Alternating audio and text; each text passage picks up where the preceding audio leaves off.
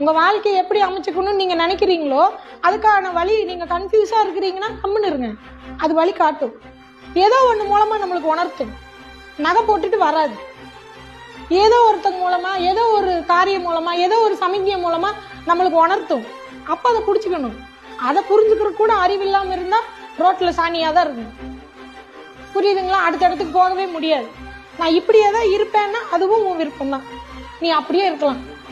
நீ எப்போ மெச்சூரிட்டி வருதோ அது வரைக்கும் நீ மறுபடியும் பிறந்து மறுபடியும் பிரச்சனையிலேயே தான் சிக்கிட்டு இருப்ப. உனக்கு எப்போ இதை ஹேண்டில் பண்ணுற மெச்சூரிட்டி வருதோ அப்போ தான் அடுத்தடுத்த லெவல் போவேன். புரியுதுங்களா? அடிப்படாமல் ஒரு அருவாள் கூட வராது. புரியுதுங்களா? தங்கத்தை தீயில உருக்குனாதான் அது நகையாக மாறும் இல்லையா? இல்லை சொர்ணத்துக்குள்ளே எங்கேயோ கரியில் எங்கேயோ அடியில் தான் கறக்கும். அதை எடுத்து தீயில போட்டாதான் சுட்டாதான் தங்கம்னு சும்மாவா சொன்னாங்க?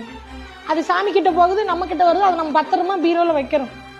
அதுவே ஒவ்வொருத்தங்களும் ஒரு கஷ்டத்தை தாண்டும் போதுதான் அதோட வலி தெரியும், அதோட அருமை வெளியே தெரியும். அப்ப அந்த கஷ்டம் வர்றது நம்மளோட பவர் வெளியே தெரியும்.